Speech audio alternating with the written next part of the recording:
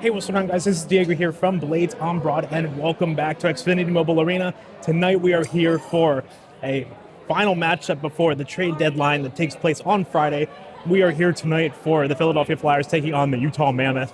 That's a 7 o'clock start game. Really excited to be here today. A lot is going on around the NHL and around Flyers news. If you didn't know, Friday is the trade deadline, meaning that any players that they want to add before the final push towards the playoffs is limited to tomorrow around 2 o'clock. And there's a lot of stuff that's going on. But so to start tonight, we are going to be without Travis Connecting and Nick Sealer. Dan Vladar will be starting in net tonight, so really good to see him get more consistent games for us. He had a phenomenal outing against the Maple Leafs, and then the previous home game that we were at here. Really excited to see what he can do for us in net tonight.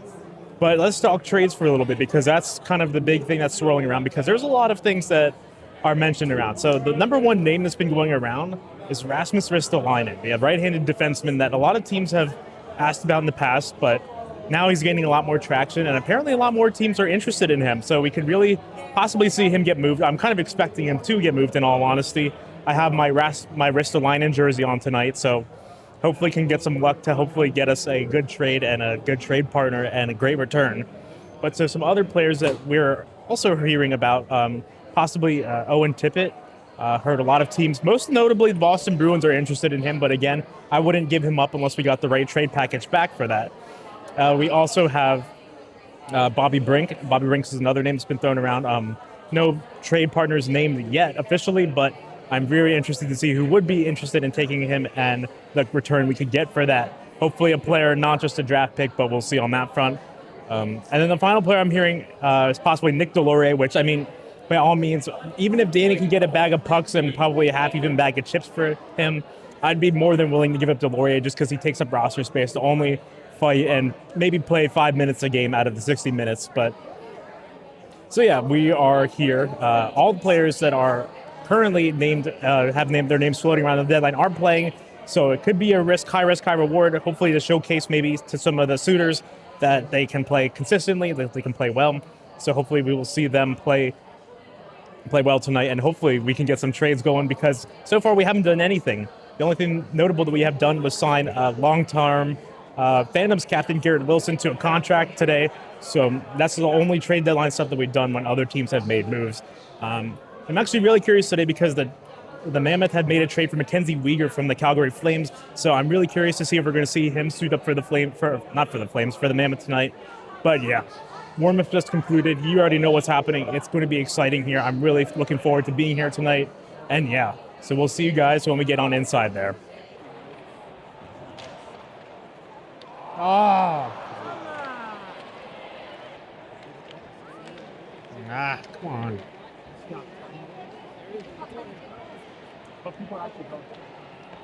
Here we go. Whoa, penalty.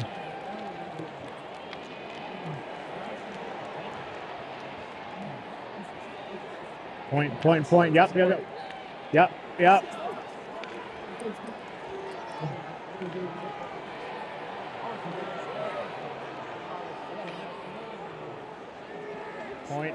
Point. Good possession. Oh! There we go. Oh.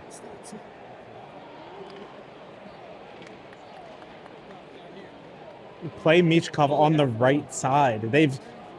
He was on, but he was playing on the left side, on the left wing.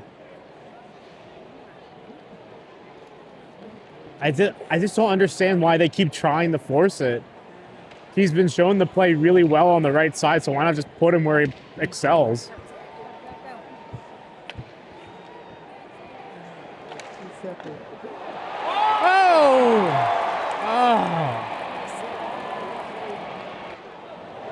Come on, shoot it! Oh. Over, yep. Oh. Where is this for the first 19 minutes of the game?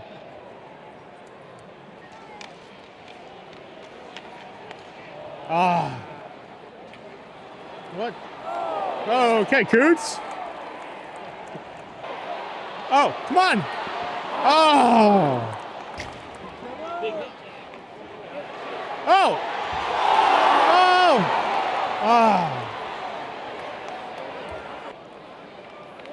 Oh. Oh.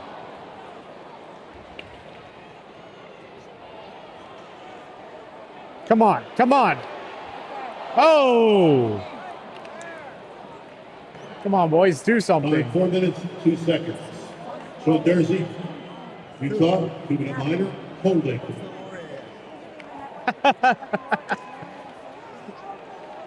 Come on, boys. Come on. Oh, come on. Oh.